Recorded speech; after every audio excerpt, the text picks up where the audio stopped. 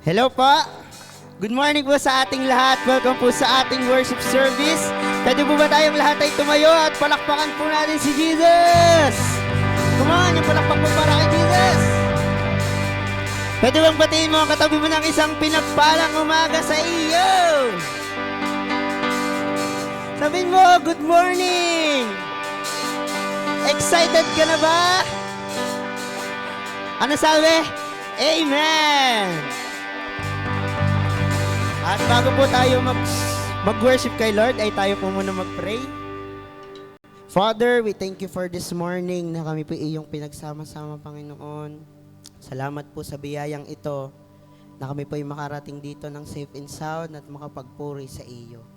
Thank you, Father God, sa iyong mga salita na ibibigay po mamaya. Lord, ikaw po ang manguna sa worship service na ito. We entrust and dedicate everything in your hands. We love you, Lord. This we pray in Jesus' name. Amen!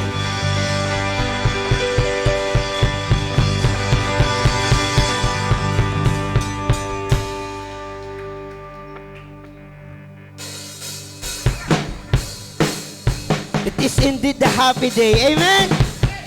Come on, let's worship our God!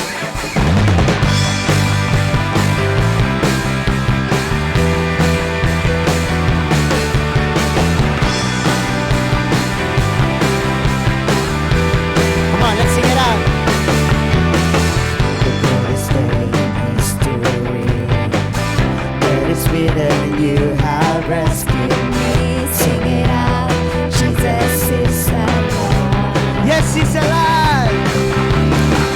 The empty cross, the empty grave, life eternal, you have won the day. Shout it out, Jesus is alive. He's alive. He's alive. Come sing. Said, oh, happy day. You wash my sin away. Oh, happy day, I'll never be the same. Forever I'm changed.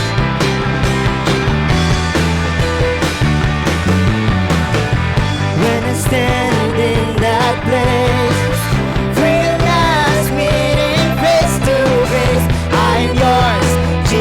you are mine.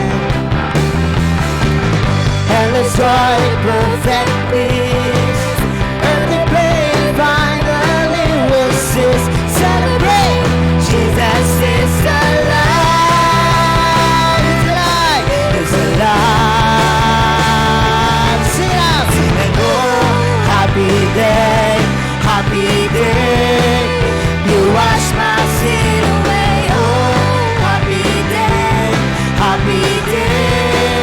I'll never be the same. Oh, happy day, you wash my sin away. Oh, happy day, I'll never be the same. Oh, happy day, you wash my sin away. Oh, happy day, I'll never be the same. Forever I am changed. Come on, let's sing. Oh, what a glorious day. What a glorious way. Jesus. That you have saved me. And oh, what a glorious day. Glorious way. What a glorious day. That you have saved me. And oh, what a glorious day. What a glorious way. That you have saved me. And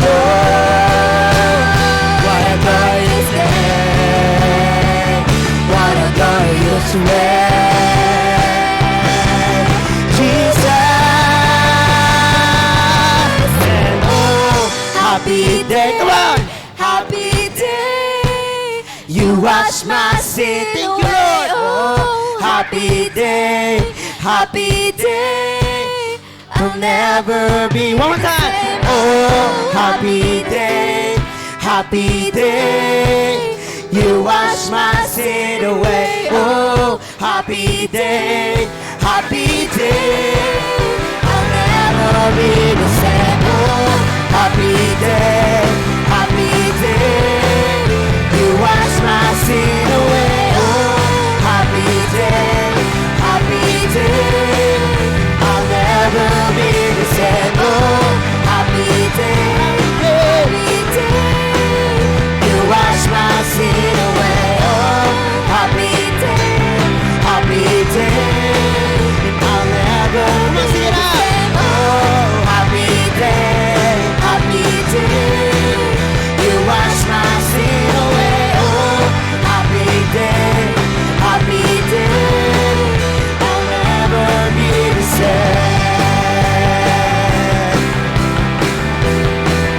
Forever I'm changed. Glorious day. I'll never be the same.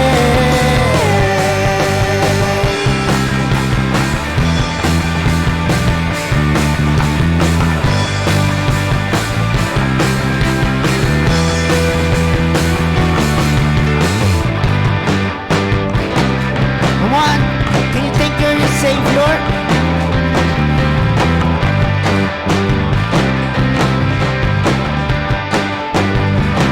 Come on, sing it out. My Savior, Redeemer, lifted me from the mighty clay. Almighty, forever, I will never be the same. 'Cause you came near from the everlasting to the world we live. The Father's only Son. You live, you died, you rose again on high. You opened the way for the world to live again. Hallelujah. For all you've done. Come on, sing it again. My Savior, Redeemer, lifted me from the mighty clay.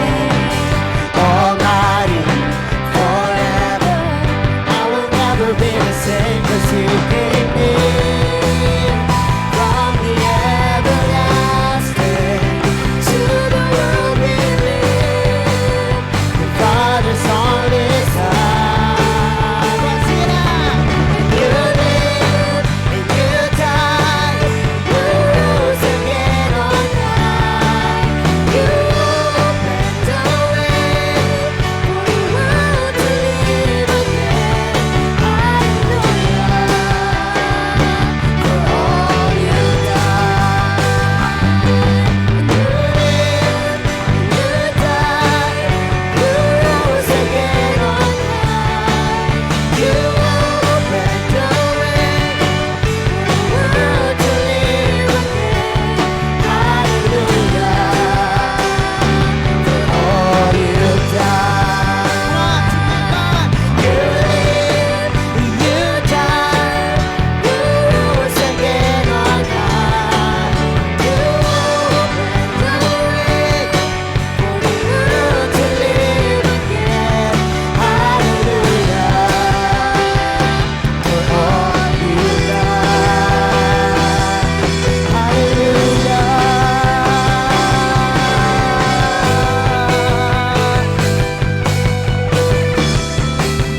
Worship you, Lord.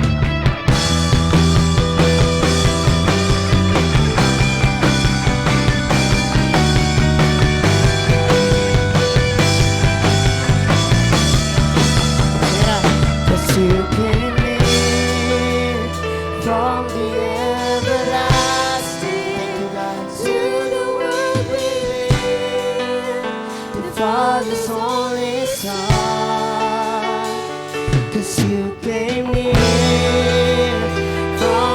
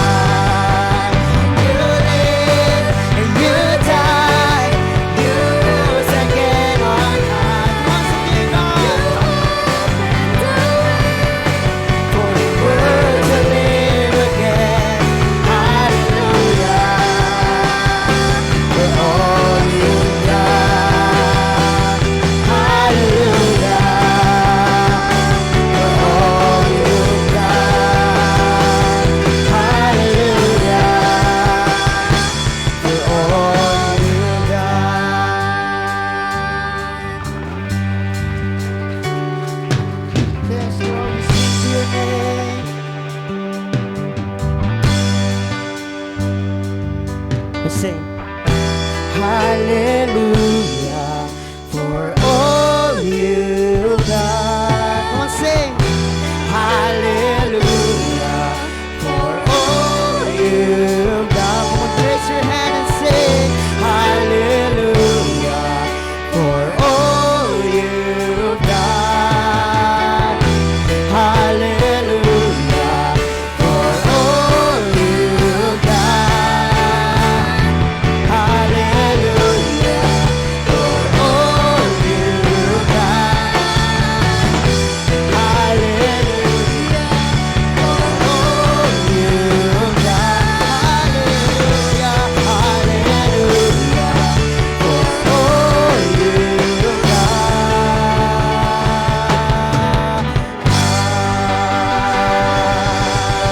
Come on, worship your God. Thank you, Jesus, for all what you've done. Pwede bang today worship God na parang kayo lang dalawa? Ano? Huwag mo munang pansinin yung katabi mo. Just worship Him for what He has done for you. Na tayo ay niligtas niya kahit hindi tayo karapat-dapat. He give us hope in the future. Amen. Can you say, Jesus? Come on, sabihin mo, Jesus. Come on, isa pa, sabihin mo, Jesus. Jesus. Thank you. Thank you for all what you've done. Thank you for what you've done. Thank you, Lord, for saving us. Oh, we worship you. How great the chasm that lay between us. How high the mountains I could not climb. In desperations, I turned to heaven, spoke your name into the night. Then through the darkness, your loving kindness tore through the shadows of my soul. Yes, that the work is finished, the end is written. That Jesus Christ, my living hope.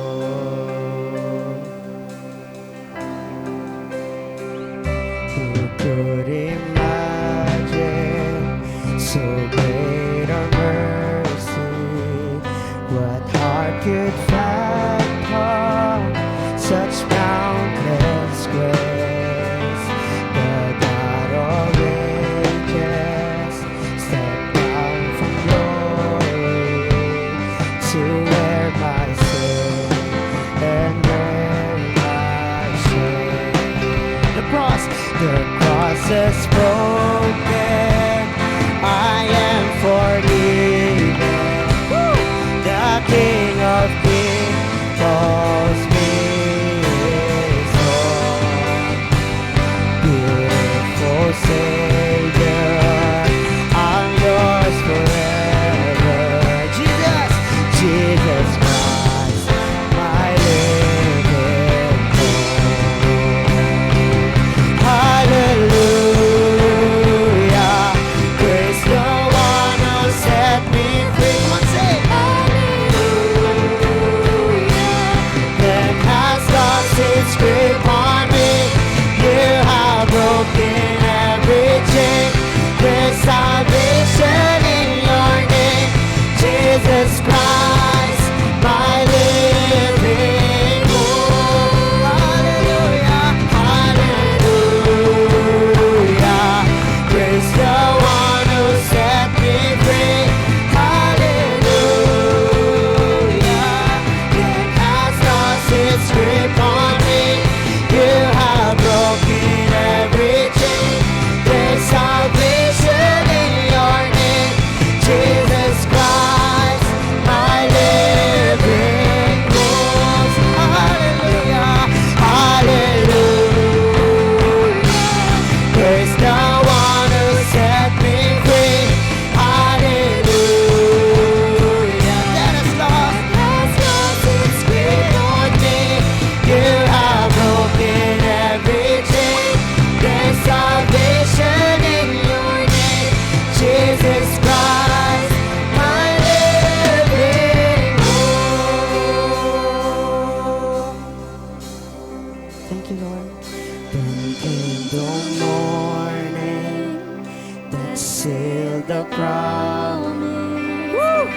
buried body began to breathe.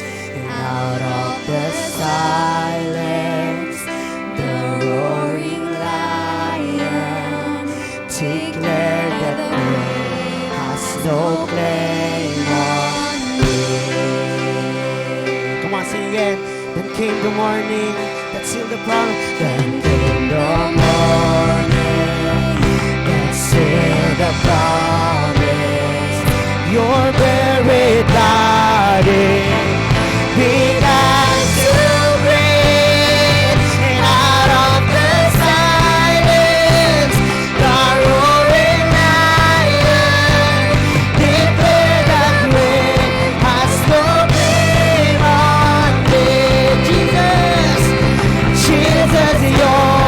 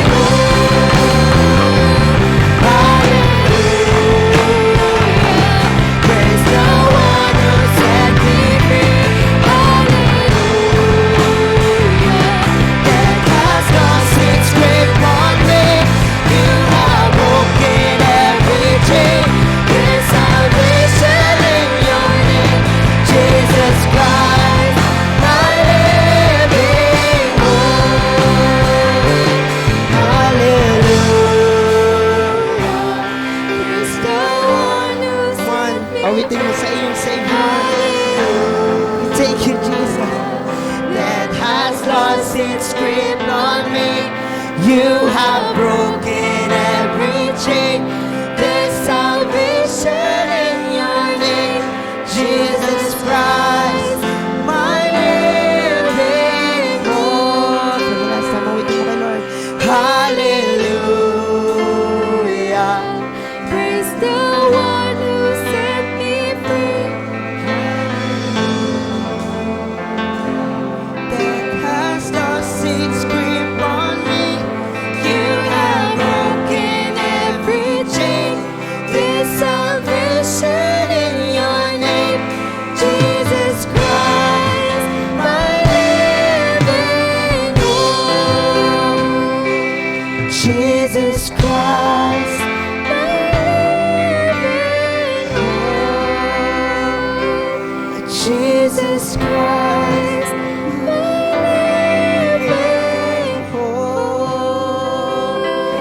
Jesus Christ, my living hope. Come on, palakpak para sa iyong Savior. Oh, we worship you, Jesus. We worship. Yung palakpak po para kay Jesus. Thank you, Lord. We worship you. We glorify your name. We bring back all to you all the glory, the honor, and the power and adoration. This we pray in Jesus' name. Amen. Sige po, pwede na po tayong umupo.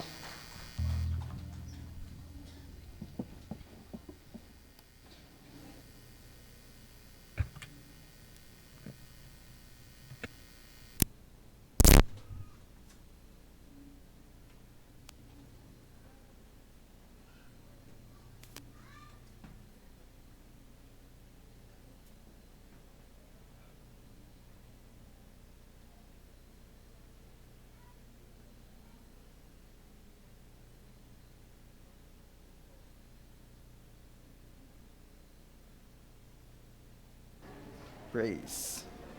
Praise God. Praise God. Ayan, palakpakan po natin si Jesus.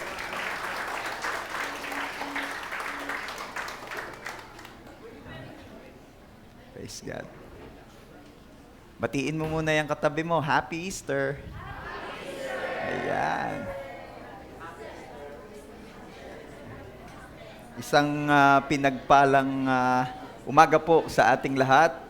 Pwede bang palakpakan po natin si Jesus, our living hope. Thank you, Lord. Okay. Kumusta po tayo?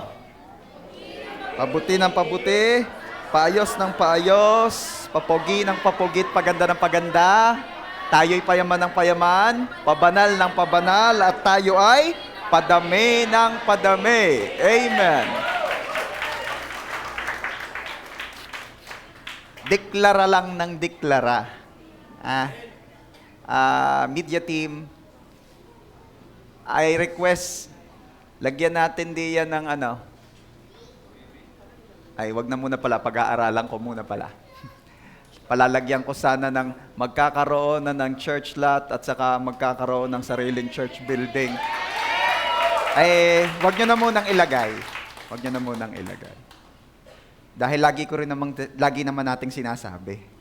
Kaya mangyayari rin yun. Saka, kabisaduhin daw muna are. Dadami hindi pa raw kabisado are. Kanina kita ko hindi makaimik nung wala are. Ayan. So, i-memorize po natin ito para kahit sa bahay, we will keep on declaring these things. Ano?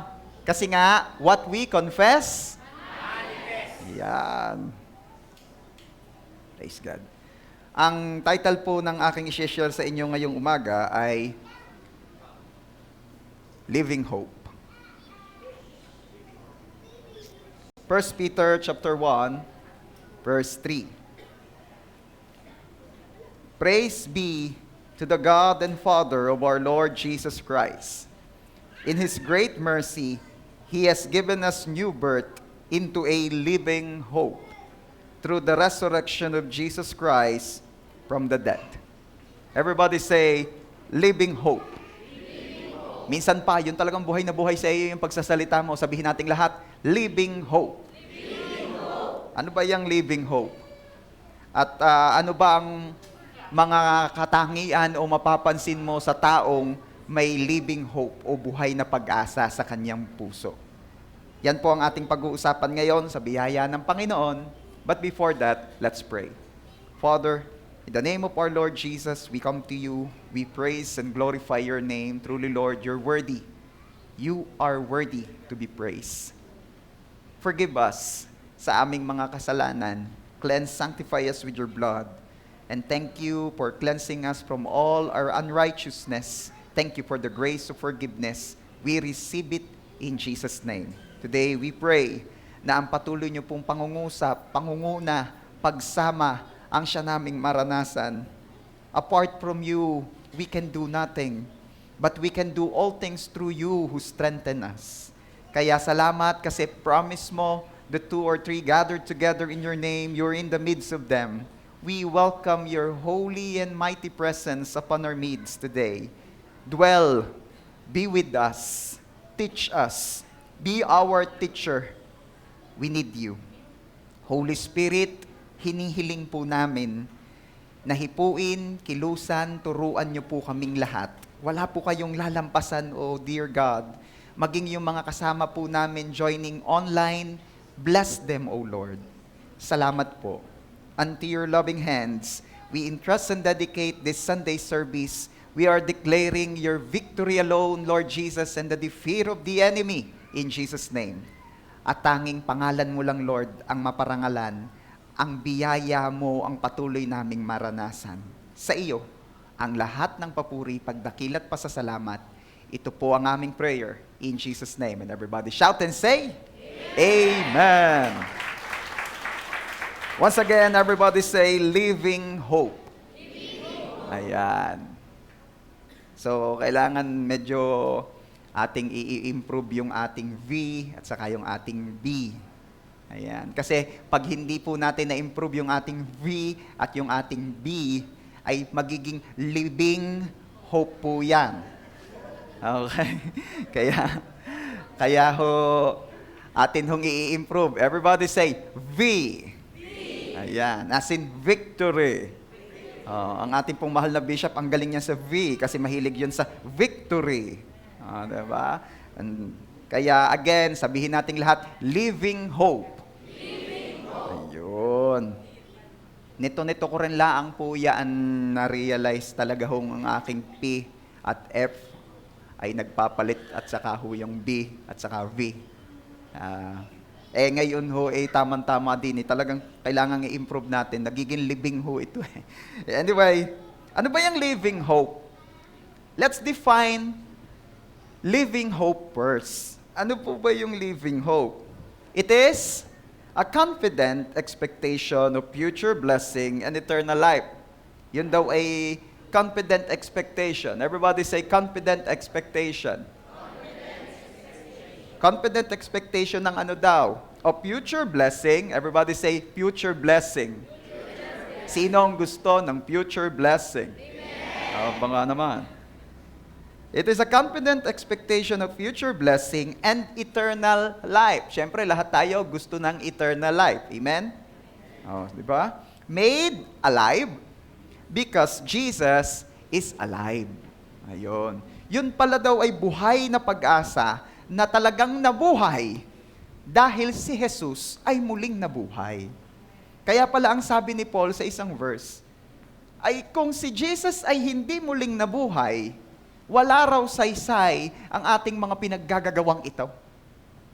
O nga naman paano nga kung si Jesus ay hindi muling nabuhay, di wala tayong paghuhugutan ng pag-asa. But praise be to God because Jesus is alive.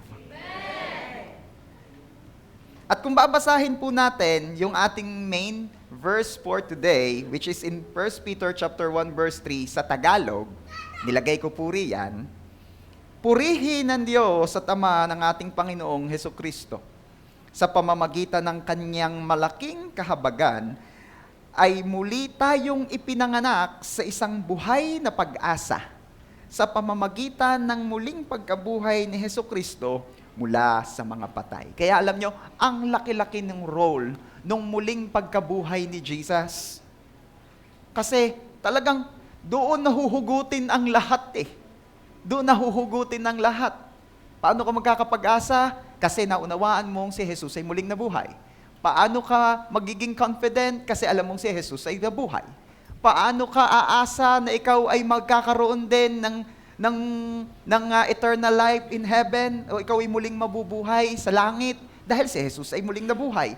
Ang dami-raming naka-anchor, ang dami-daming nakaasa, nakadikit, nakakabit sa pagkabuhay na muli ni Jesus. That's why we are celebrating that our Savior ay muling nabuhay. Ano? At ito po ang isang bagay na pilit na binubura, inaalis at ginugulo ng kaaway. Actually, kabubuhay pa lamang po ni Jesus noon, ginagawa na po agad ng kaaway ng paraan na maduktor ang mga pangyayaring ito at ipakitang hindi totoo. Ano? In one story or one account po sa Bible, nung si Jesus po'y muling nabuhay, nakalagay po roon na yung mga Romanong sundalong nakabantay roon ay mga na-shock, nahimatay. Ano? Dahil sa hindi nila maipaliwanag na pakaramdam nung nakita nila yung angel. Sa madaling salitay, paggising nila, ay wala na doon si Jesus at nakabukas na yung napakalaking batong pinto ang pangharang sa libingan ni Jesus.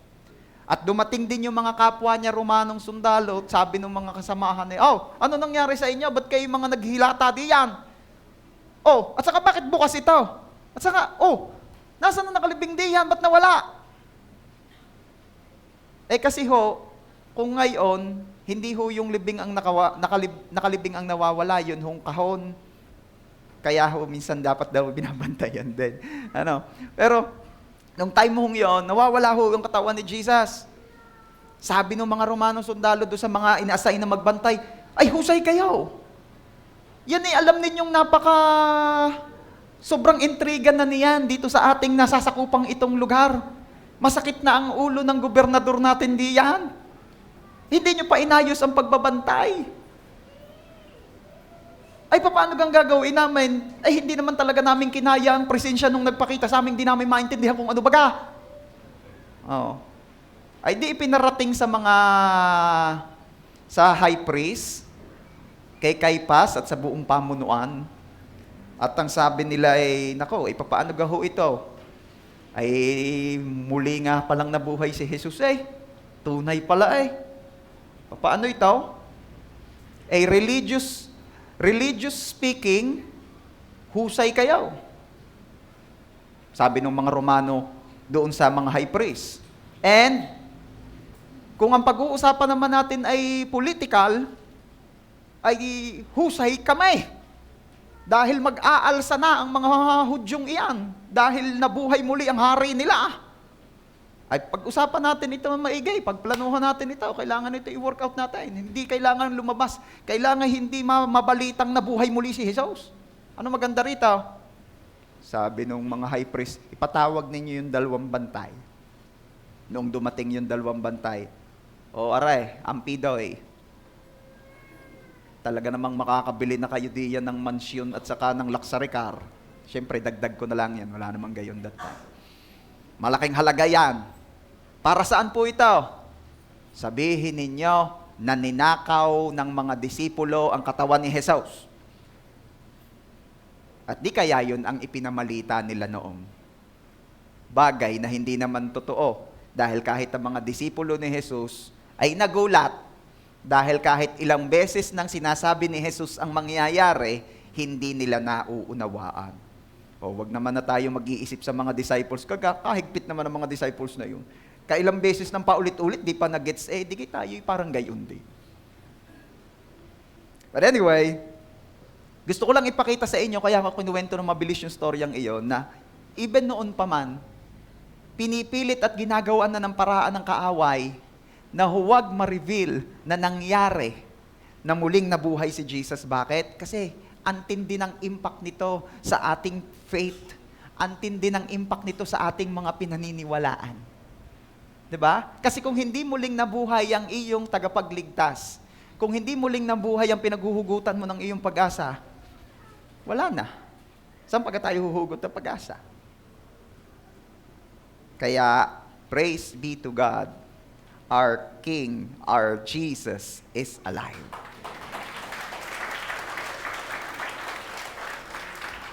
Ngayon, pag-uusapan po natin ang mga katangian ng may living hope.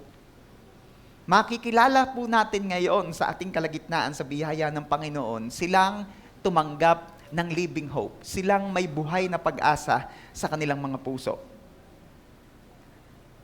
By the way, bago po ako magpatuloy, bakit napakahalaga ng pag-asa? Kasi mas lamang po ang taong may pag-asa kahit naghihingalo na, kaysa sa taong kay lakas-lakas at walang pag-asa.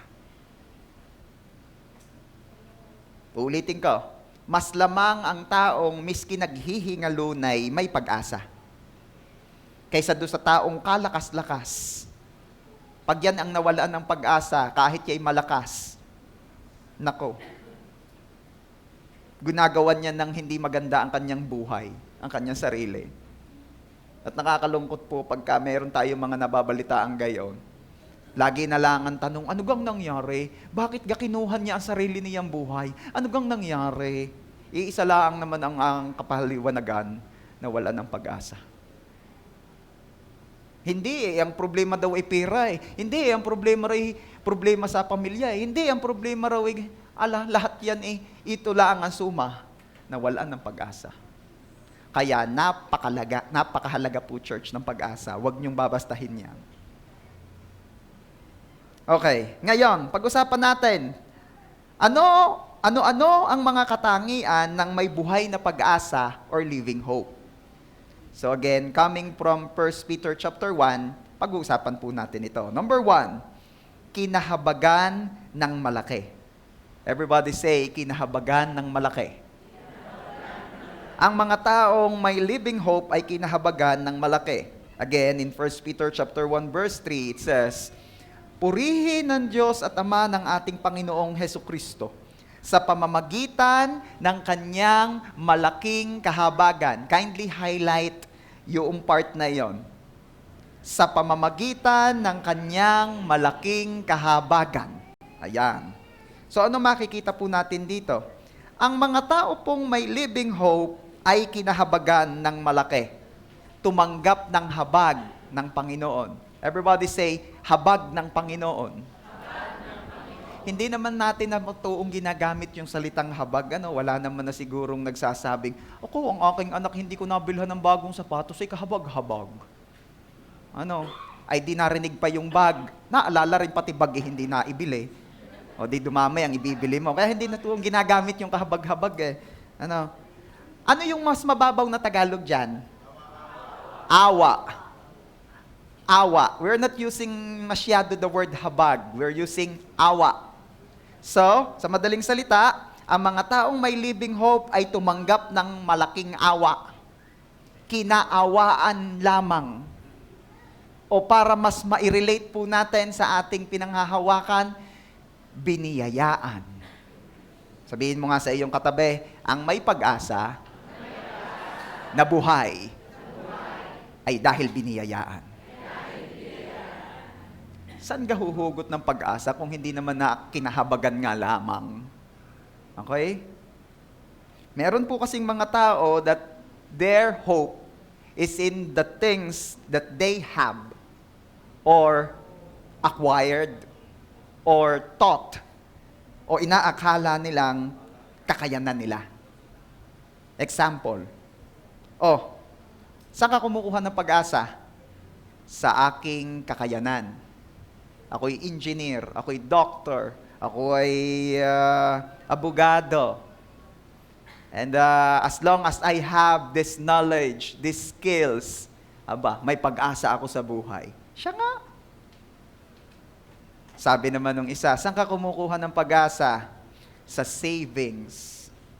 Dahil madami akong savings, may pag-asa.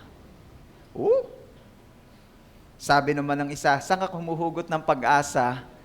Sa'yo. Shish naman! Oh, di ba? Hanggat andyan ka, may pag-asa. Basta tayo'y may magkasama, laging mayroong umagang kay ganda.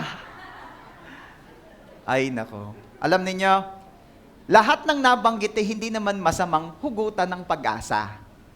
Danga na nga lamang, ang lahat din ng nabanggit ay mga bagay na pansamantala. Naku, sabi naman ng isa, pag-ibig na pansamantala, kastilyong buhangin pala. Ay, malaking bagay din naman palang ako'y may hilig sa video okay noon. Ano, nagagamit din eh. Anyway, nawawala ang mga iyon. Di ba? Pastor, yung profession, yung knowledge, yung skills, nawawala ba yon? Oo. May mga naririnig akong kwento ng mga magagaling na abogado na as they age, ay nakakalimutan na nila ang batas. Hindi nagawa ng sariling batas. Mahirap iyan. Ano pa? May kilala akong mga very skilled na employee. Na kaya nga lamang, habang tumatagal at tumataas din ang level ng aral sa mundong ito, ay na-obsolete ang kanilang aral. Ang kanilang skills, ang kanilang knowledge, napapag-iwanan at natatakluban ng mga makabagong pamamaraan.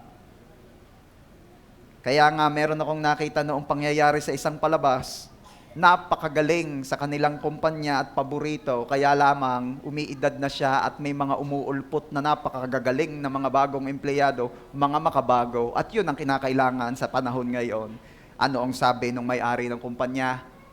Brad, pasensya na. Kasi uot magaling ka, pero ang skills mo, obsolete na. 'Di ba? So nawawala.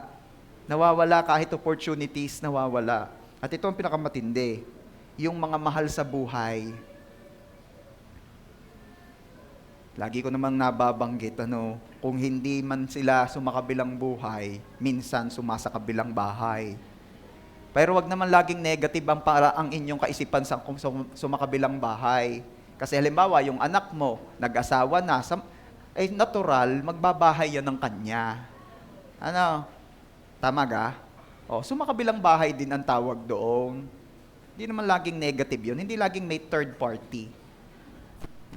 Pwede ring party-party lang. Okay.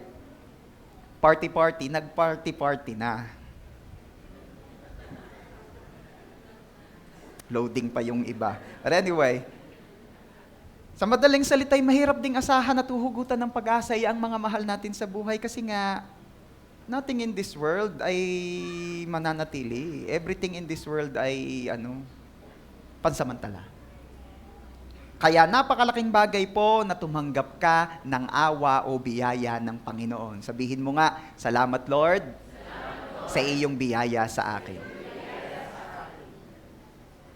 At ano ba ang ating dapat laging maaalaalang sinabi ng Bible pag napag-usapan ang biyaya? Ephesians chapter 2, verse 8. Sapagkat sa biyaya, kayo'y naligtas sa pamamagitan ng pananampalataya. At ito'y hindi sa pamamagitan ng inyong sarili, ito'y kaloob ng Diyos. So, in this verse, ang talagang hina-highlight nito is our salvation. That we are saved by grace. Hindi ka maiiligtas ng mabuti mong gawa. Hindi ka maiiligtas ng kabutihan mo. Bagamat kay maganda, pero hindi sapat. Hindi ka maiiligtas ng anumang relihiyon, sapagkat religion is good again, but that's not enough. Kasi kung ang relihiyon ay sapat upang iligtas ang sinuman, hindi na kailangang bumaba ni Jesus sa mundo at magkatawang tao because before Jesus, may religion na. That is why religion is good, but it is not enough. Ayan ang hina-highlight ng verse na yan. Ikaw ay maliligtas sa biyaya sa pamamagitan ng pananampalataya. Pero ang gusto kong ipakita sa inyo rito is how this verse define grace. What is grace? Ano ang biyaya? Ito ay hindi sa pamamagitan ng inyong sarili. ito'y kaloob ng Diyos. So what is grace? Ano ang biyaya? Ang biyaya ay bigay ni Lord. Ang biyaya ay galing kay Lord, hindi dahil sa atin. Hindi dahil sa atin. Ito'y kaloob ng Panginoon. Kaya ang sabi riya'y, ito'y hindi sa pamamagitan ng inyong sarili.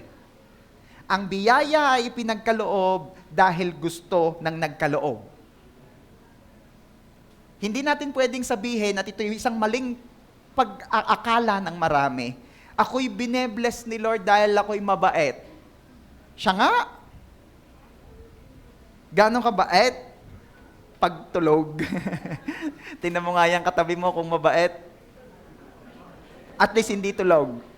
Okay, mahirap din namang makipag-usap sa tulog. Ano?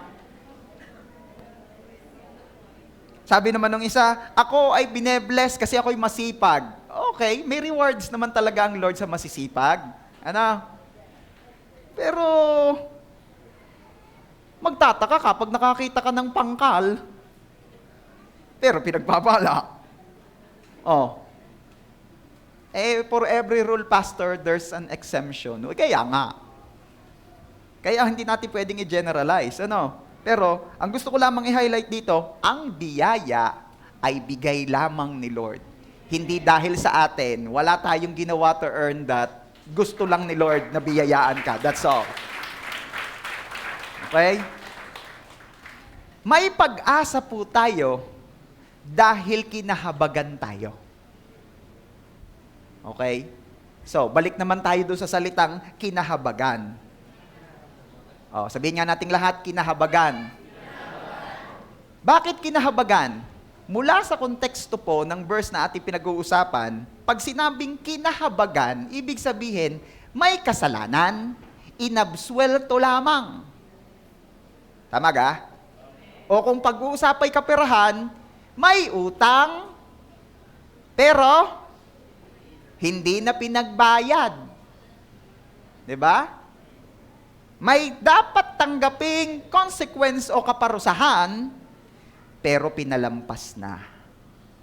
Yun ang ibig sabihin ng kinahabagan. Kapatid, may pag-asa po tayo kasi kinahabagan tayo ng Diyos. Okay? Huwag mong aakalaing kaya ka may pag-asa at nananatiling buhay at lumalaban sa buhay na ito'y dahil sa kung sino ka man o kung anumang meron ka. No! Kaya tayo'y nananatiling may pag-asa dahil kinahabagan tayo. Dahil tayo'y originally walang pag-asa. Paano ko po nasabi o paano nasabi ng Bible na originally ang tao ay walang pag-asa? Dahil lahat ng nagkasala ay pupunta sa hell. Lahat ng nakagawa ng kasalanan, malaki o maliit, medium, large, extra large. Huwag kang titingin sa katabi mo. Sa akin ka lang tumingin. Lahat nagkasala, sabi ng Bible, at walang sino mang nakaabot sa kabanalan ng Diyos. At ang kabayaran sa kasalanan ay kamatayan. And when the Bible declares death, hindi lamang ito tinutukoy ay physical death. Tinutukoy po rito ay yung spiritual death. And in the book of Revelation na nakalagay po doon, and yung parusa sa hell, which is the second death, yun ang tinutukoy rito. Ang kabayaran sa kasalanan ay yung forever na pagkahiwalay sa Panginoon. You will spend eternity sa lugar na kung saan wala doon ang Diyos. And that is hell. Kaya originally ang tao, walang pag-asa. Lahat ng nagkasala, walang pag-asa.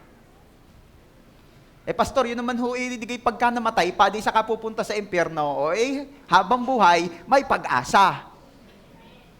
Ay, aanhin mo ga naman yung may buhay ka nga rito, let's say 80, 90, 100, 120. Imagine living this life na alam mong sa dulo, impyerno.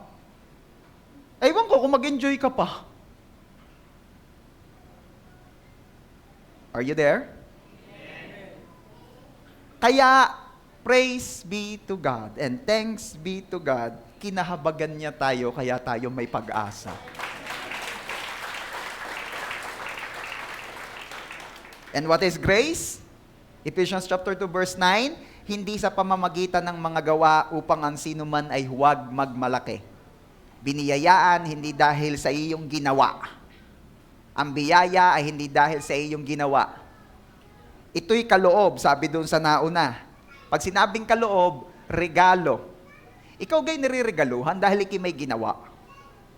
Di ba? Halimbawa, mamaya magtatawag tayo ng mga magbe-birthday ngayong April. Sheesh! Yung mga magbe-birthday ngayong April. Kaway-kaway. Bikini men. Ikaw kay reregaluhan dahil ikaw ay may birthday. Oo nga, ikaw gang gumawa nung birthday mo. Hindi naman eh. Sinong nakapili ng birthday niya? Yung November 1 talagang birthday mo at nagawan mo ng paraang ipalipat. I have nothing against those who celebrating their birthday during November 1. Yung aming pong bunso'y November 10. Oh, there's nothing wrong with that month. Okay? Pero dahil nga ng ginagawang biro, ay nakapagpalipat ka ga, nakapili ka ga, nag-request ka ga, kinausap mo bang nanay mo sa panaginip, Mama, iiiri mo ako Feb 14. Tapos ang pangalan mo sa akin, Heart. Oh, 'di ba? Kaya lamang ang tatay mo ang ipilido'y konsepsyon. Casey na lang. 'Di ba? Wala namang ganun eh. Di mo napipili yun. Sa madaling salita, wala kang nagawa para tumanggap ng biyaya. Binigyan ka lang, ginusto lang ng mapagbiyayang Diyos na biyayaan tayo. Period. Amen? May pag-asa ka dahil nabiyayaan ka. Ngayon, meron akong gustong bigyan din ng din sa ating main verse. Again, kung babalik po tayo sa 1 Peter chapter 1 verse 3, ang sabi po roon, purihin ng Diyos at Ama ng ating Panginoong Hesukristo, sa pamamagitan ng kanyang malaking kahabagan, ay muli tayong ipinanganak sa isang buhay na pag-asa sa pamamagitan ng muling pagkabuhay ni Hesukristo mula sa mga patay. Gusto kong i-highlight nyo naman doon ay yung muli tayong ipinanganak. O para kompleto, muli tayong ipinanganak sa isang buhay na pag-asa. Ayan. Ano bang ibig sabihin niyang muli tayong ipinanganak? Ano ga sa English yang muli tayong ipinanganak? Ano? Oh. Ano ga yung born again? Lagi na lang naririnig at napapag-usapan yan eh. Oh. At kahit sa social media, trending na trending yan. Lalo na nung nagtatalo si Kuya Tete Lestay at si Ate Christine. Diba? Talagang yung born again na yan masyadong naging trending. Ano nga ba yung born again? Tingnan natin kung saan yan nanggaling. Ito po ay sa isang pangyayari sa Bible, nung nag-uusap po si Jesus at ang isang Pariseyong si Nicodemus. Sabi po sa John chapter 3, beginning verse 3, susunod kayo ha, at ito'y kwento, susundan nyo ito. Sumagot kay Nicodemus si Jesus, katotohanang sinasabi ko sa iyo, malibang ang isang tao'y ipanganak na muli, everybody say, ipanganak na muli, ay hindi niya makikita ang kaharian ng Diyos. Sinabi sa kanya ni Nicodemo, paanong may ipanganak ang isang tao kung siya'y matanda na? Nga naman. Makakapasok ba siyang muli sa tiyan ng kanyang ina? Nakakaawa. Imagine mo, si Bieber, babalik sa tiyan ng Tita Ida. Nasaan ang Tita Ida? Nakita kong Tita Ida, lagi yang na-attend eh. Praise God. Palakpakan man natin si Lord sa buhay ng Tita Ida. Laging na-attend ang Tita Ida. Praise God. Imagine niyo babalik si Bieber sa tiyan ng Tita Ida. O, di ba? Nakita niyo nung kumaway, Ayun. Yun, At babalik din si JC, si Jade, si Rick Rick. Ay, tunay naman. Kaya naguguluhan si Nicodemus sa sinasabi ni Jesus. Malibang ang isang tao'y ipanganak na muli ay hindi niya makikita ang kaharian ng Diyos. Sabi ni Nicodemo, makakapasok ba siyang muli sa tiyan ng kanyang ina at ipanganak? Lalak daw tayo ng verse 6 na.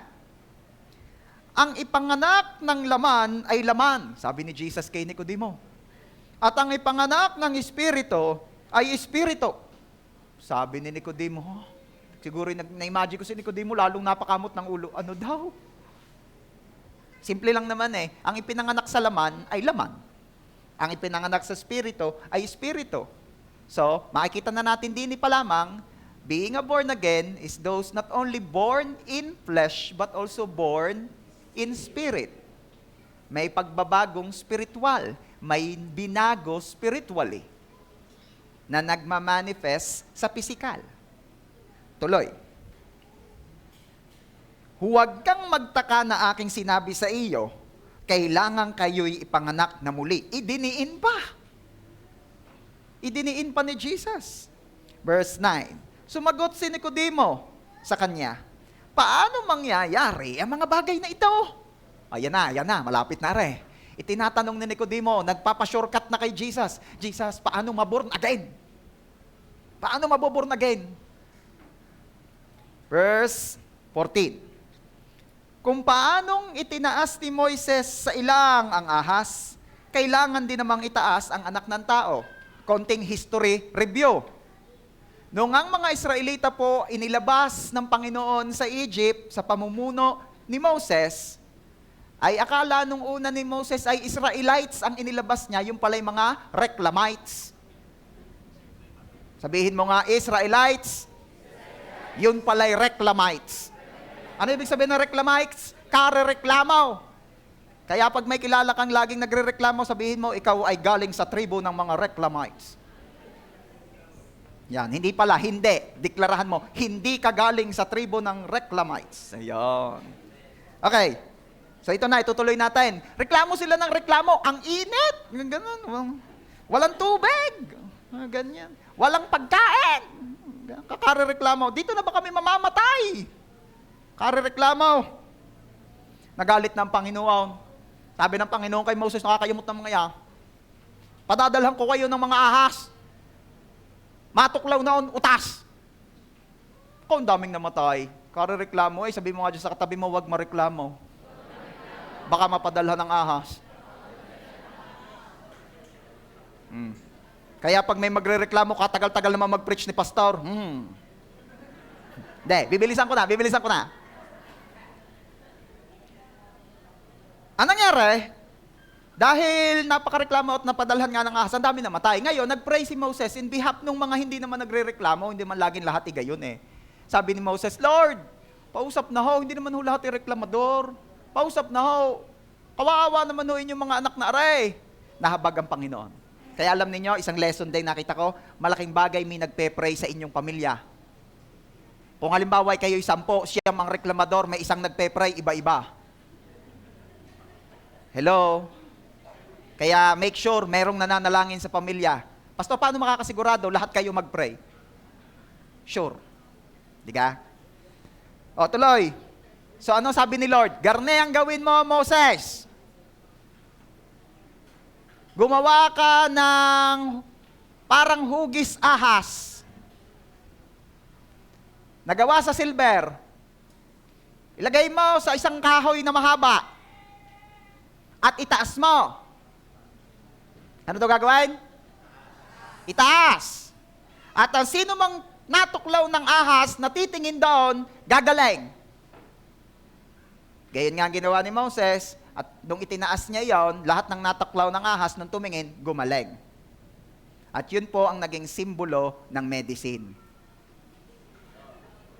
Alam niyo na ngayon, anong tawag doon? Kadocious? Basta yun na yon. Yon ang simbolo ng medicine. Ngayon, ano ang sabi doon ni Jesus? Kasi yun ay simbolismo ng mga mangyayari. Yun ay nagpapakita ng mga mangyayari pa. Ano ang sabi ni Jesus? Balik tayo doon sa binabasa natin, verse 14. Kung paanong itinaas ni Moises sa ilang ang ahas, kailangan din namang itaas ang anak ng tao. Ay, nung una, hindi maintindihan ng iba, kaya ang pagkaintindi, itaas ang anak ng tao, purihin si Jesus, itaas si Jesus. Hindi, ipako.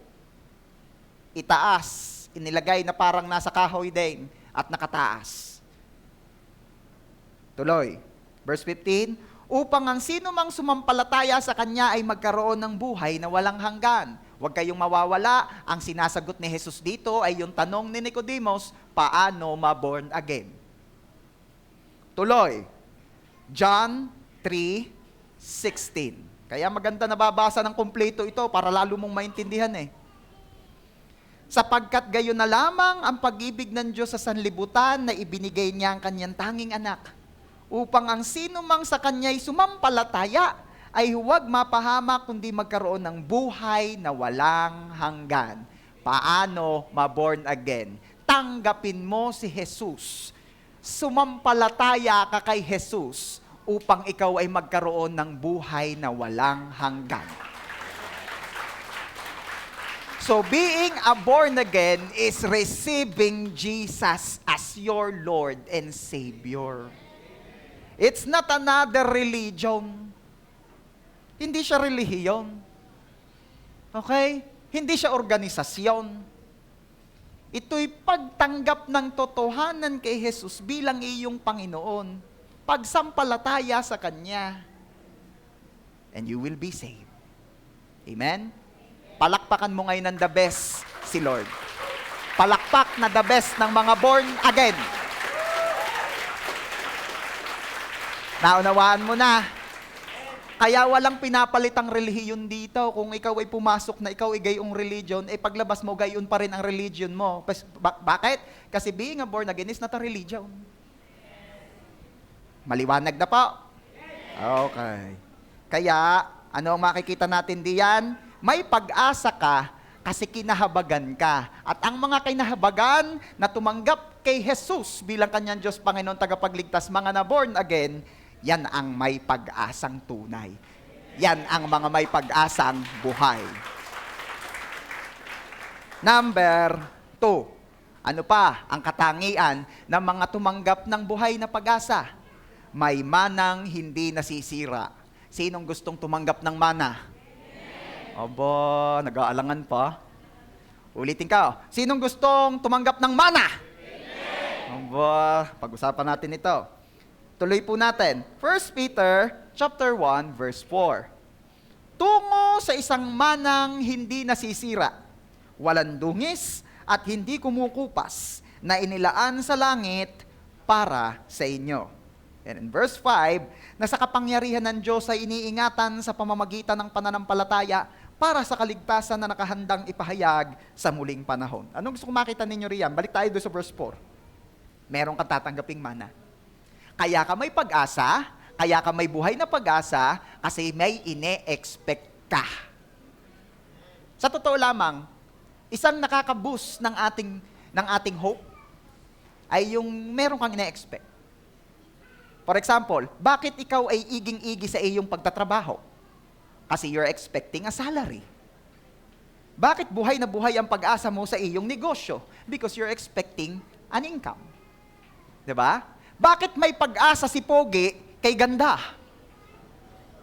Kasi nag-e-expect siya ng matamis na di ba? Sabi nung aking anak, gross. Gross daw naman eh. Pag sa konyo naman. Hindi ko alam kung hanggang kailan kung mapapanindigang nag-i-English sa bahay eh. Doon nagtatagalog din naman. Ayun. Batanggen niya naman ho yan. Okay. Sa pagpapatuloy, ay napakagandang malaman na miski sa langit, meron ka rin palang inaasahan. Sabi mo nga dyan sa katabi mo, meron kang mana. Naka-ready sa langit. Hindi ko na lang nailagay diyan eh. Pero alam nyo ba na ang sabi ng Panginoong Jesus sa kanyang salita, ako ay uuna sa Ama. Anong purpose? Upang ipaghanda ko kayo ng inyong mga matitirahan. Pero, naghahanap ako ng Tagalog version ng Bible na ang nakalagay ay matitirahan. Wala. Tuwing mababasa mo ito sa saling Tagalog, ang laging nakalagay po doon, sinabi ng Panginoong Jesus ay silid. Ano ga sa Tagalog, ano ga yung mas mababaw na Tagalog ng silid? Room or kwarto, ano? Wala naman na sigurong nagamit sa atin ang salitang silid, ano? Pumasok ka sa iyong silid. Sige po, mahal hari.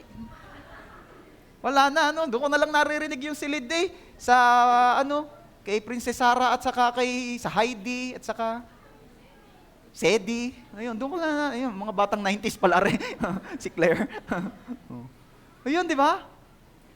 Sa atin, ang silid, ginagamit sa mga bukid-bukid, eh, aanhin mo yan, hindi na ho, tapos na ho. Ay siya, silid eh. Silid mo sa sako yung batang maligalig. Silid. Ako hindi talaga, hindi ako satisfied sa nabasa ko. Sabi ko, si Jesus uuna sa Ama, ipaghahanda ako ng silid. Anong liit? So, tinignan ko sa English. Alam niyo po sa English, may version doon na nakalagay, mauuna daw si Jesus sa Ama, and I will prepare a dwelling. Everybody say, dwelling. Ano kapag sinabing dwelling? Ano ba sa Tagalog yung dwell? Pag sa Rosario ho ninyo sinabi, yung salitang dwell, ang sasabihin ho ng mga yon, sementeryo. Dahil may sementeryo ho sa amin, ang pangalay dwell. Ayan. Sa Rosario ho mabenta yon. Anyway, dwell. Tumira, tumigil, manahan. Okay? Kaya pag dwelling, tirahan. Hindi lang siya kwarto. O ba't ko ito sinasabi sa inyo? Si Jesus ay umuna sa Ama dahil ipaghahanda kanya ng mansyon. Sabi ko, ipaghahanda ka ni Lord ng mansyon sa langit. Sabi ko, ipaghahanda ka ni Lord ng mansyon sa langit. Ang prayer ko ay tayo habang narito sa lupa, makaranas din naman magkamansyon. Pero kung hindi naman naluluubin ng Panginoon, at dahil mahal din naman ang materialis ngayon, tracking na nga lang pagkamahal na, materialis pag ayan o, at least, meron tayong inaasahang mansyon sa langit. Sabi ko, may inaasahan tayong mansyon sa langit. Oh, di ba? Kaya, ang sarap ng ganito ka, may pag-asa kang ganito, dahil alam mong mayroon kang mana.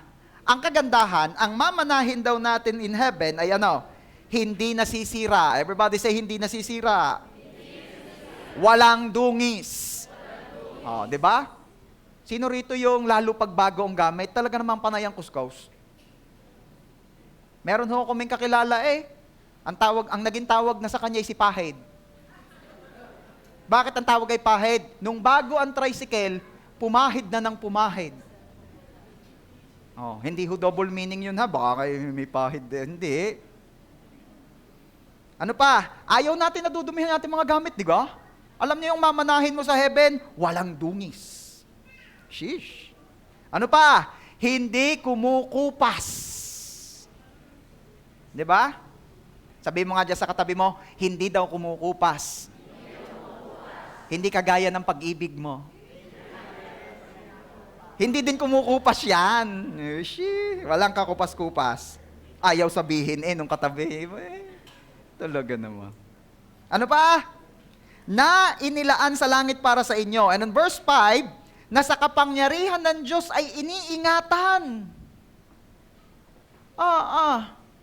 Ito ang napakaganda. Ang mamanahin mo kapatid sa langit, ang Diyos mismo ang nag-iingat. Hindi mo kailangan bumili ng vault. Hindi mo kailangang mag-acquire ng mga insurances. Hindi mo kailangang mag-hire ng mga security guards, magpakabit ng mga CCTVs. Bakit? Ang Panginoon ang nag-iingat. Wow! Sabihin mo nga, salamat Lord, sa aking manang hindi nasisira. Sino ang lalong lumalakas ang kanyang pag-asang buhay? Amen? Palakpakan natin ang the best of Jesus. Number 3, bibilisan ko ang kaunti, 5 kasi ito. Number 3, aray, napakaganda na rin. Basa.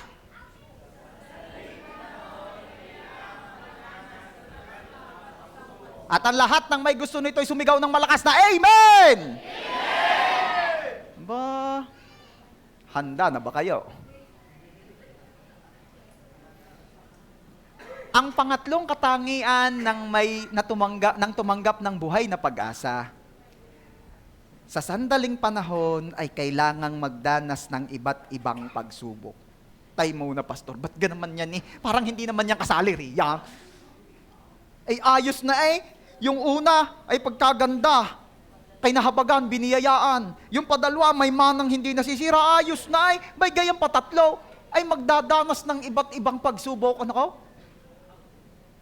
Inakaw? Sabihin mo nga dyan sa iyong katabay, pagsubok daw. Sa kabila naman, sabihin mo, iba't iba pa.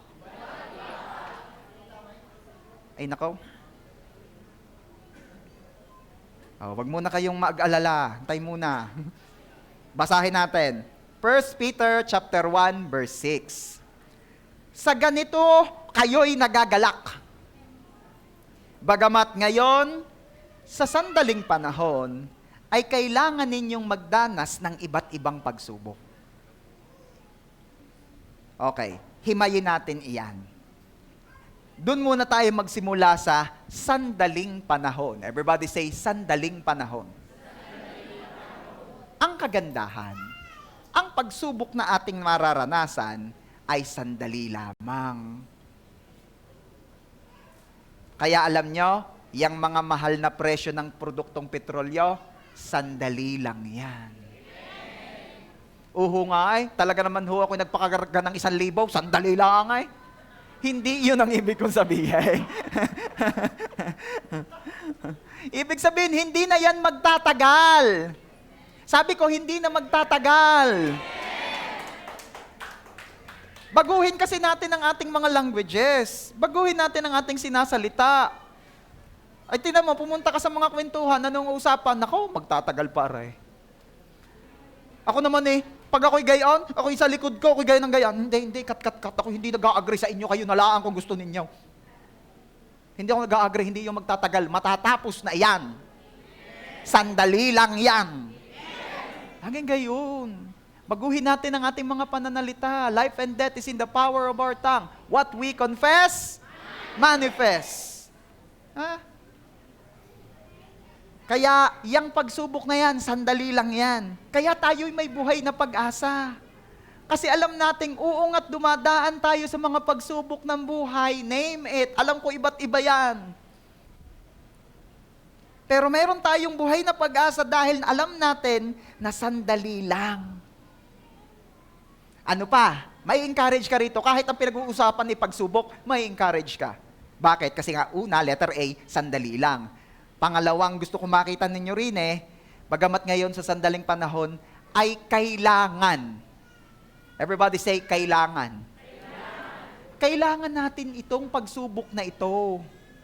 Dahil ito'y sa ikabubuti pa rin nating mga umiibig sa Kanya. Diba?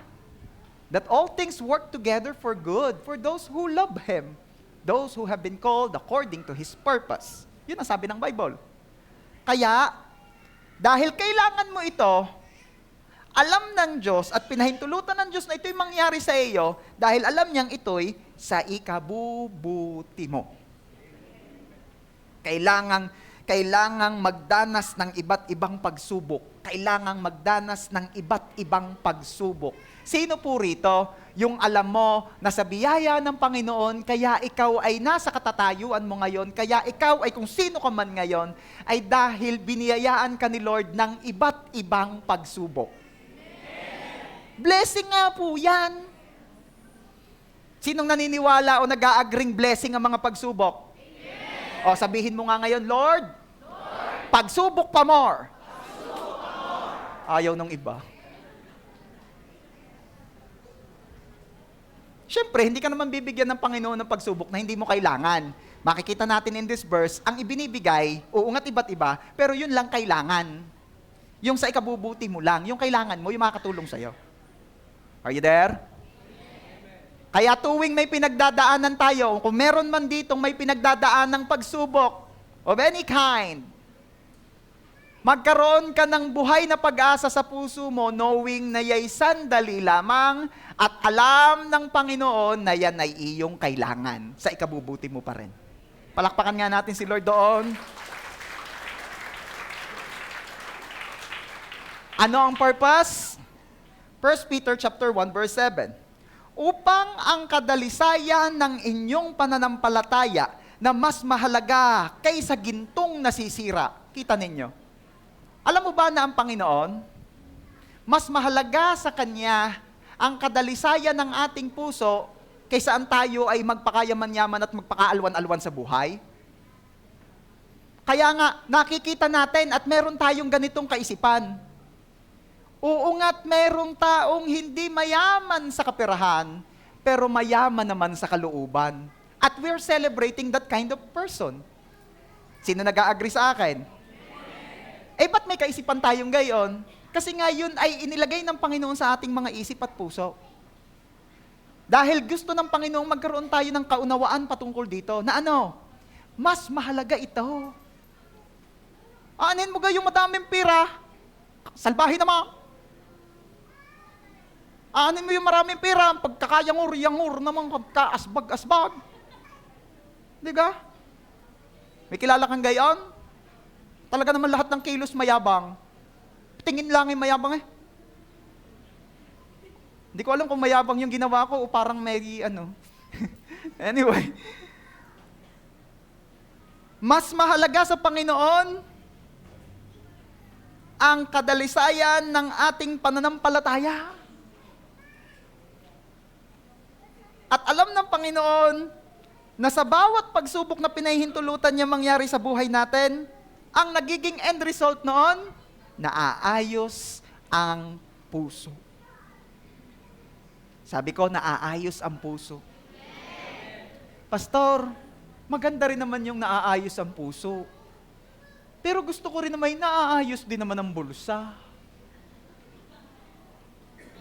Ano ba? Lalo pag ang naiisip mo or na-overwhelm ka ng needs, parang minsan ang sasabihin ng ibang na-overwhelm ng needs, maganda rin naman yung dalisay ang puso, pero kailangan ko rin yung ginto. Di ba? Lalo na kung mga practical ang kausap mo. Pero meron akong good news sa mga may living hope dito. Sabi ko, may good news ako sa mga may living hope. Ano ang good news? Kapag ayos ang puso, madaling ayusin ang bulsa. Kasi, pag inunang ayusin ang bulsa, nang hindi ayos ang puso, sa hirap ng ayusin ang puso. Nariyan paga po ang mga kapulong ko.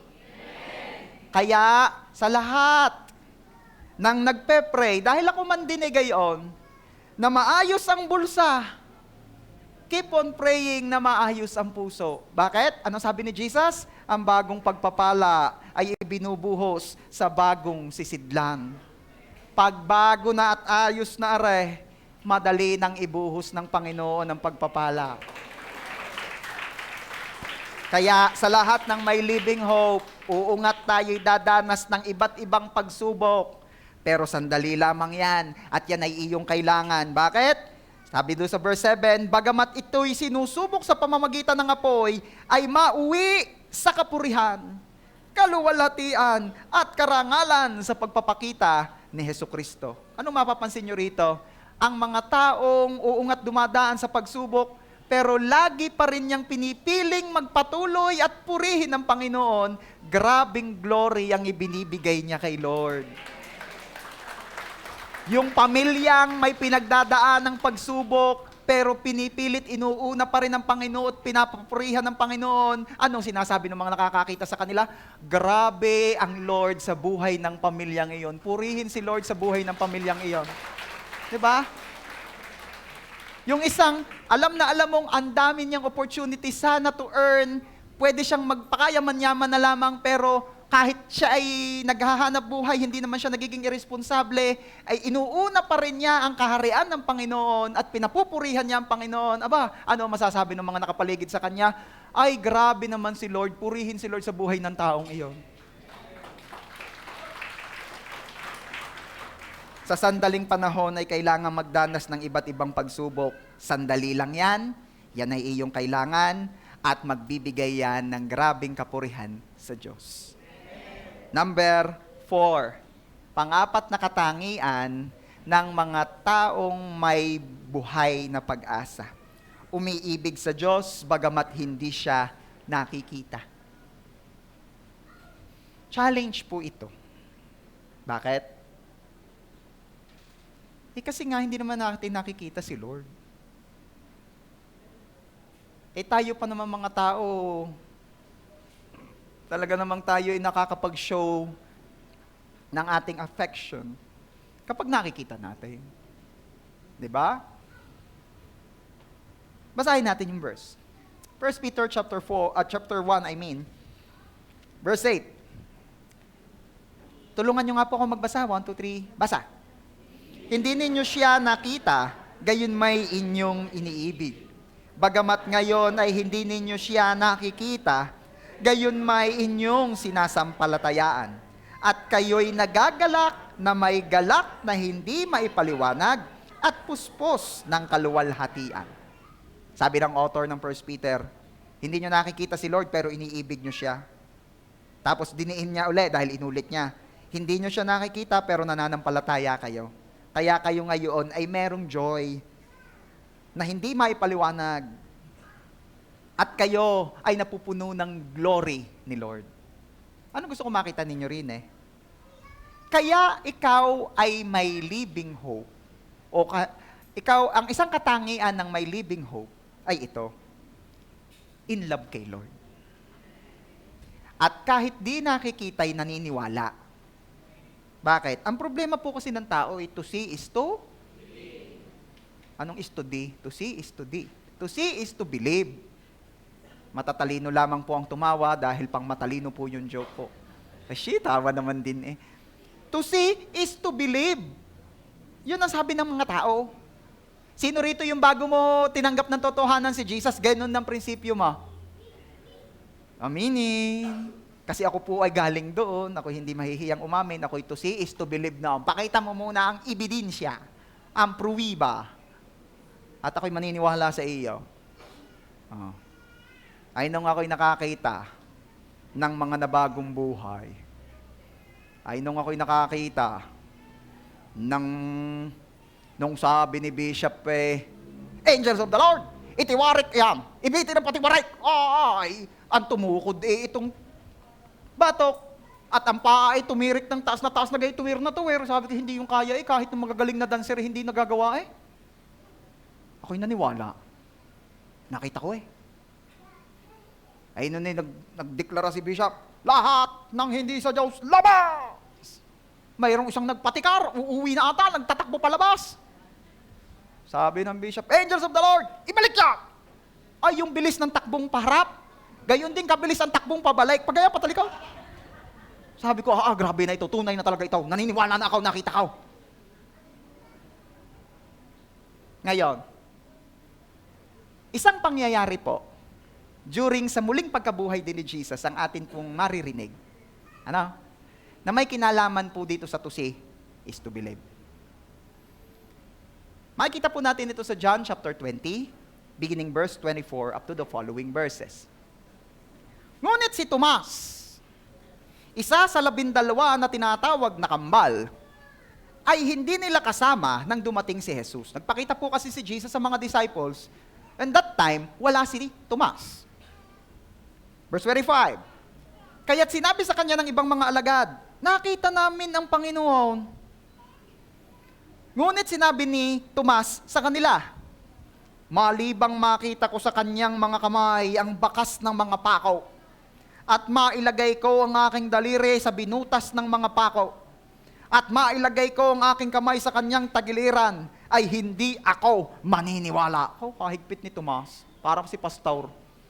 To see is to believe.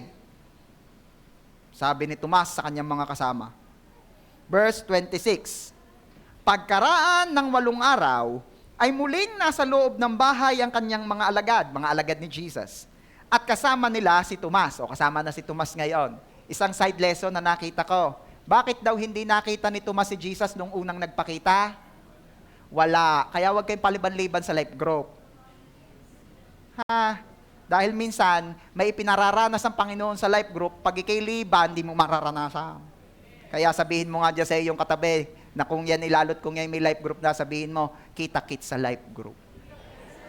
Yung. Ay si Tomas ay absent sa life group. Pagpalagay mo namang hindi life group yun at yun ay gathering, yun ay service. Bakit daw hindi nakita naranasan ni Tomas si Jesus? Absent sa Sunday service. Yan. Sabihin mo nga yun sa iyong katabi ngayon, partner. Hahanapin uli kita next Sunday, ha? Sa kabila naman, sabihin mo, partner, huwag kang mawawala sa Sunday, ha? Palakpakan naman natin si Lord sa buhay niyang iyong katabi. Ay, pastor, ako naman meron talaga kung masama nga yung pakaramdam. Hindi, yun may exempted na. Alam nga namang ikaw 40 ang lagnat, i-attend ka pa. Ikaw, pag masama naman ang pakaramdam, yun naman nauunawaan. Masama po ang pakaramdam ng bulsa. God will provide. May kilala ako nag-life group, walang kapira-pira. Nag-life group, walang kapira-pira. Pero gumayak. Gumayak pa rin kahit walang pira. Gumayak, nananampalatayang magkakapira siya. At nung paalis na, dumating yung anak, binatuhan daw siya ng pira. Kaninong anak? Sino kang anak yun? Mga kaibigan. Yun ang magandang kaibigan na mamato ng pira Binato daw siya ng pira. Di siya daw may pan-life group na. Hallelujah. Kahiya naman daw nung nakikinig ng mentoring.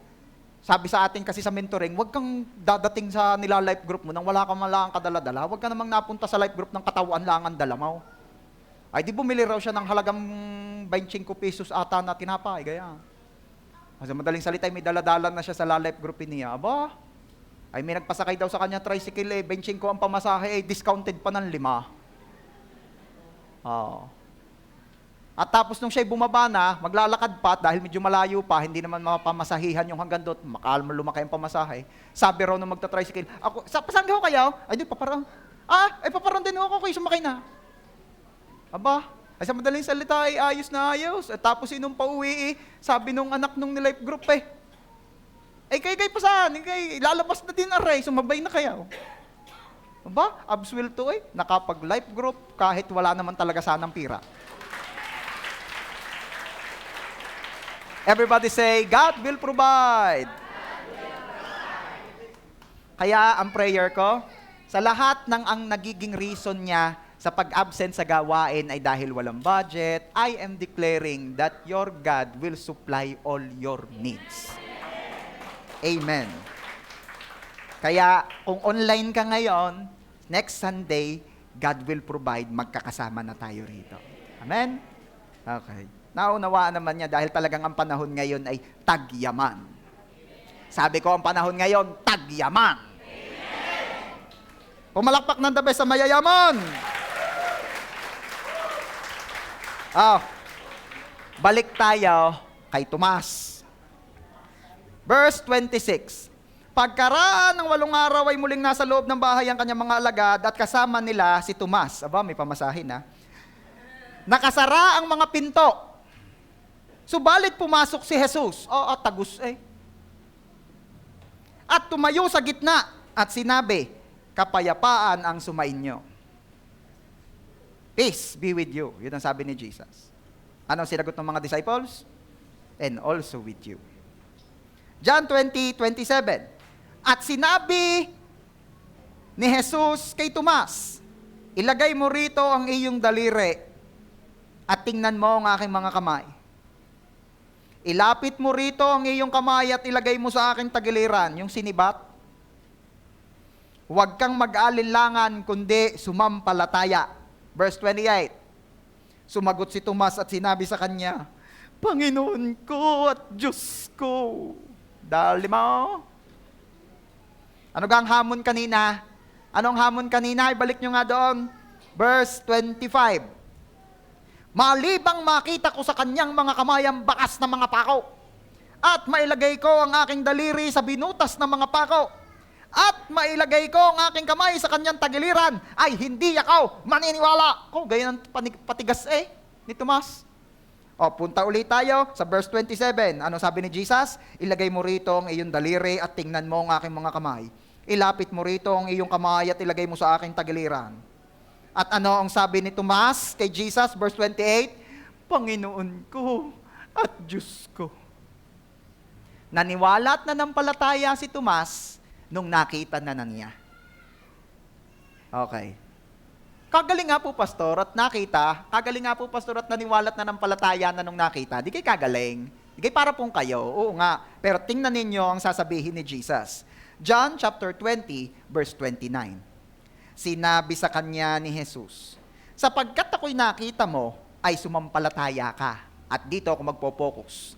Mapapalad ang hindi nakakita, gayon may sumasampalataya.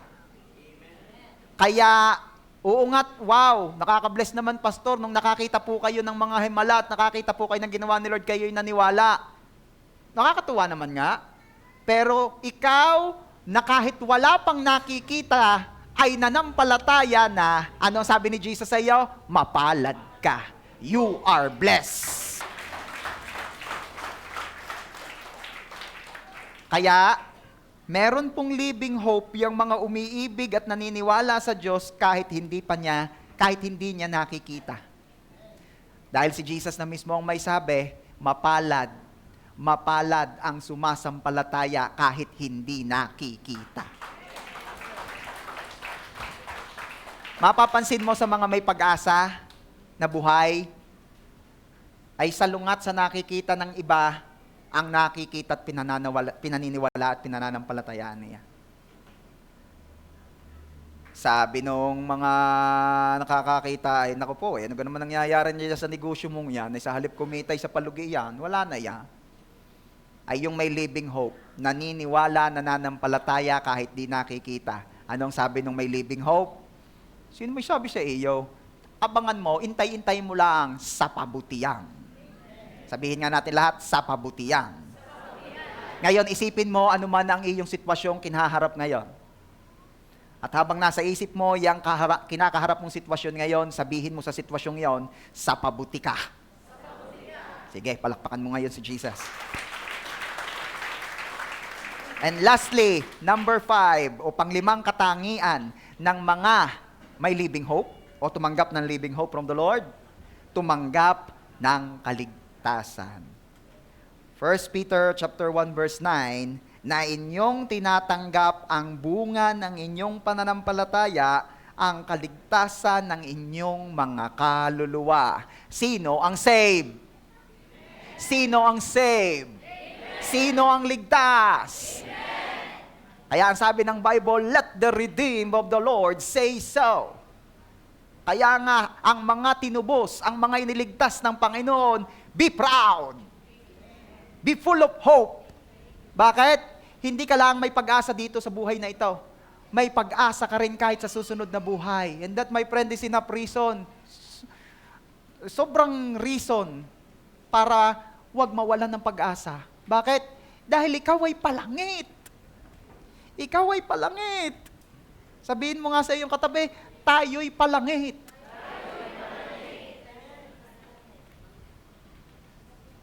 Kaya hindi ka mabubuwag, hindi ka madudurog, hindi ka mapapabagsak ng anumang sitwasyong mararanasan mo rito eh. Kasi alam mo, may kapanatagan ka, may confidence ka na ano't ano man ang kaharapin mo ngayon, palangit ka. Bakit? Kasi tinanggap mo si Jesus, your living hope. May I invite everyone to stand up, please? Palakpakan mo muna ng the best si Jesus. Come on, your living hope. The best na palakpak sa ating tagapagligtas. Come on.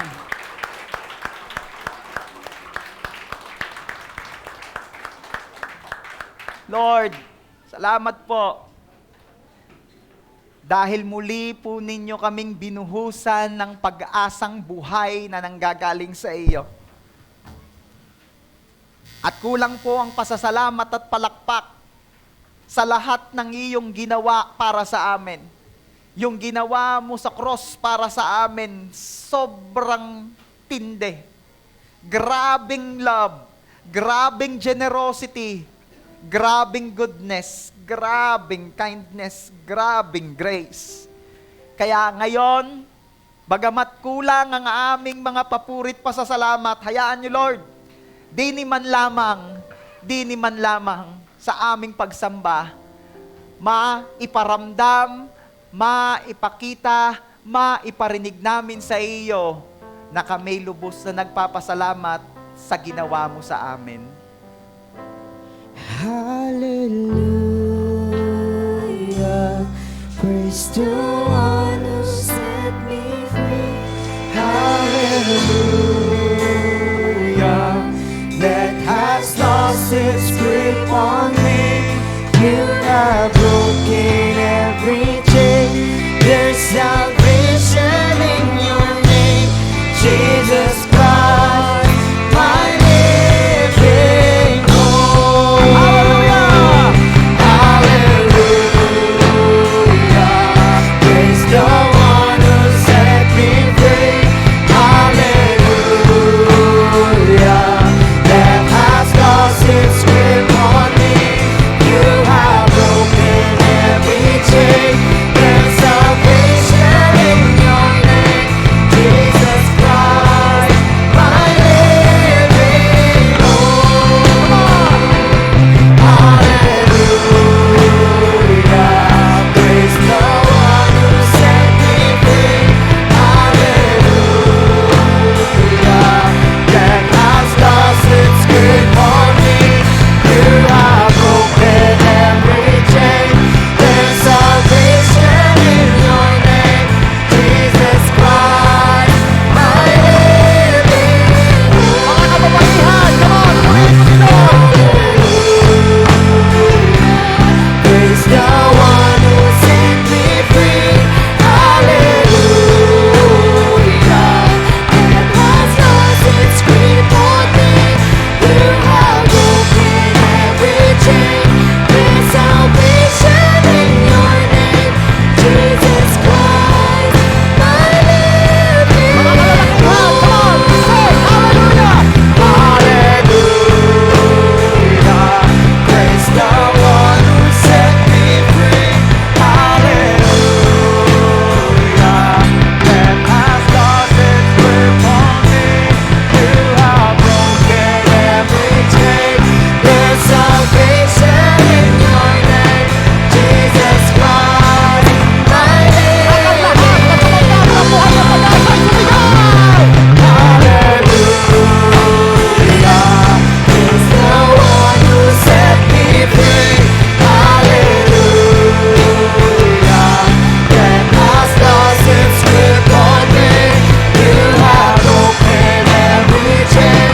There's salvation in your name, Jesus Christ, my living hope. Hallelujah. Praise the one who set me free. Hallelujah,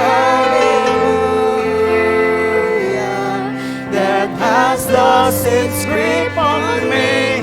You have broken every chain. There's salvation in your name, Jesus Christ, my living hope. Jesus Christ, Jesus Christ, my living hope. Jesus Christ, my living hope.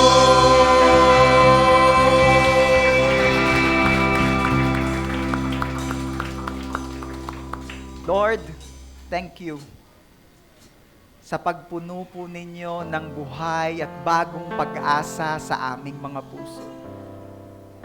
Lord, kami po ay napupuno ng pag-asa. At yung pag-asang meron kami muling nabuhay dahil alam at nauunawaan namin na ang pinanggagalingan ng pag-asang ito'y ikaw at ikaw ay muling nabuhay. Saan kami huhugot ng ganitong klase ng pag-asa, Lord, kung ikaw ay nanatiling patay? Pero hallelujah! Praise be to God! Dahil ikay hindi nanatiling patay, Panginoong Jesus, Ikaw ay buhay, ika'y muling nabuhay, at ika'y mananatiling buhay magpakailanpaman. And Lord, thank you, kasi hanggat buhay ka, may pag-asa. Hindi yon habang kami buhay may pag-asa. Mahina pa rin yon kumpara rito. Habang buhay ka, Lord, may pag-asa. At salamat kasi ikaw ay nananatiling buhay magpakailanman at ikaw ang source ng aming living hope. I pray and declare in Jesus' name na ang JA1 San Jose family ay pamilya ng Diyos na laging may buhay na pag-asa sa kanyang puso. I pray and declare na ang bawat anak mo, Panginoon, sa lugaring ito ay laging humuhugot, kumukuha ng buhay na pag-asa mula sa buhay na Diyos. Walang iba kundi ikaw, Panginoong Jesus. Thank you so much, Father. To you alone, all the glory and honor. At ang lahat ng anak ng Diyos na punong-puno ng buhay na pag-asa ay sumigaw ng Amen. God bless you po. Sige po, makakaupo na po tayo.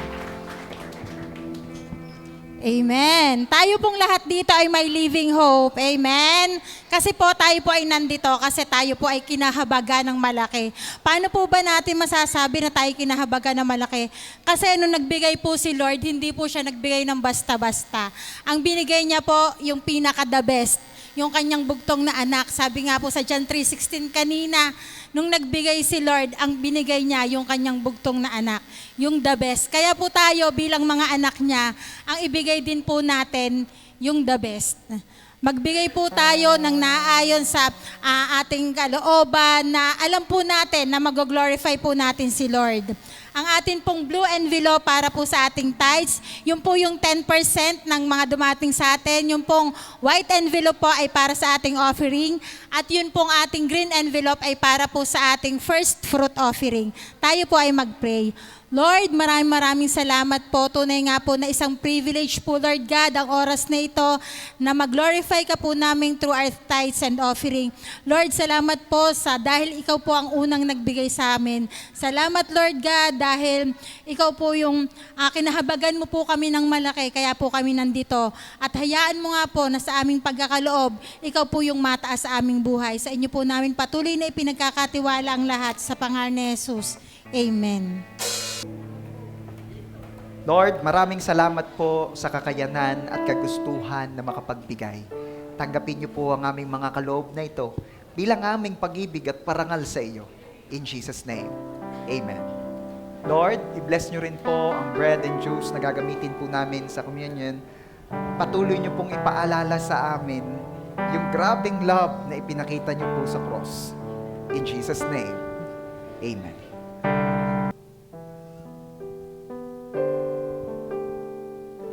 Lahat po ng meron ng bread and juice ay ini-invite ko po tumayo. At sabihin po nating lahat, Ama namin Diyos, patawarin niyo po ako sa aking mga kasalanan.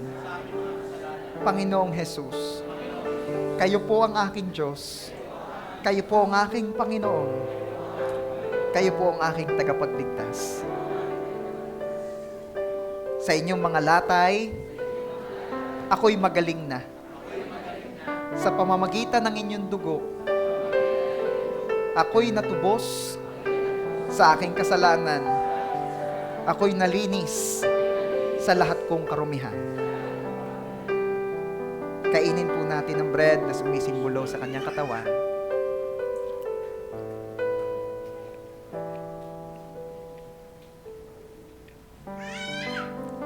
At inumin po natin ang juice na sumisimbolo sa kanyang dugo.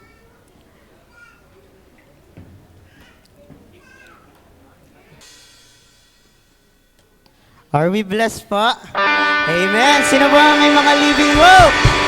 Amen. Pumalakpakan na may mga living hope. Amen. Come on, let's celebrate God's victory.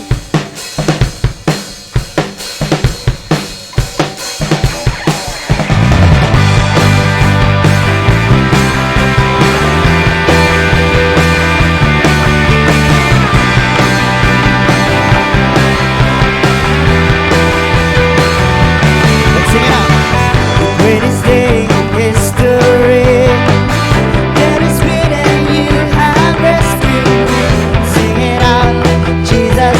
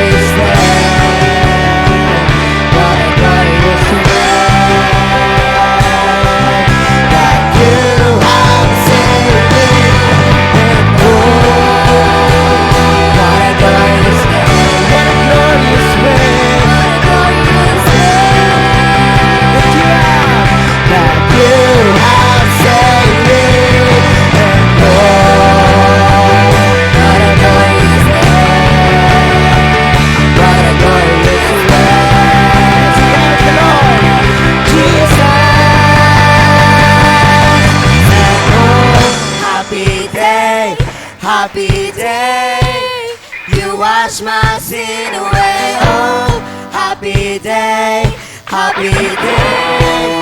I'll never be the same. Oh, happy day, happy day. You wash my sin away. Oh, happy day, happy day. I'll never be the same. Forever I enjoy when yours gonna stay. I'll never be the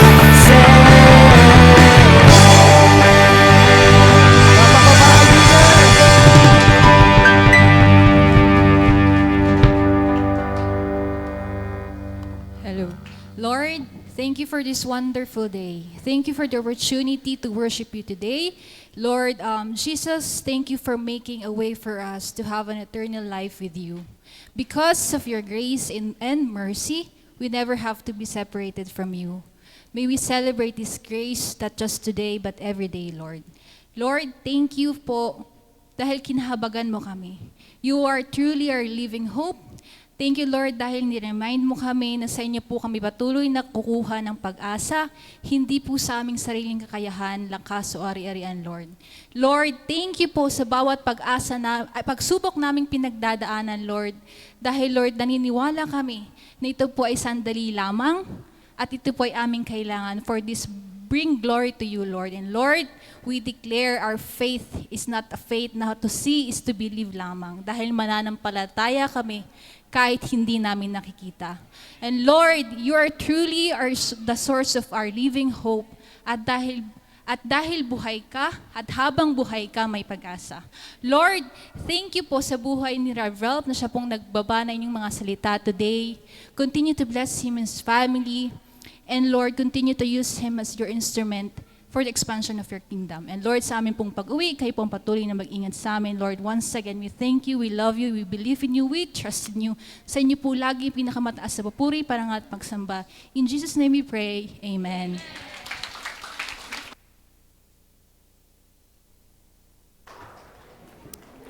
The Lord bless you and keep you. Make His face shine upon you and be gracious to you.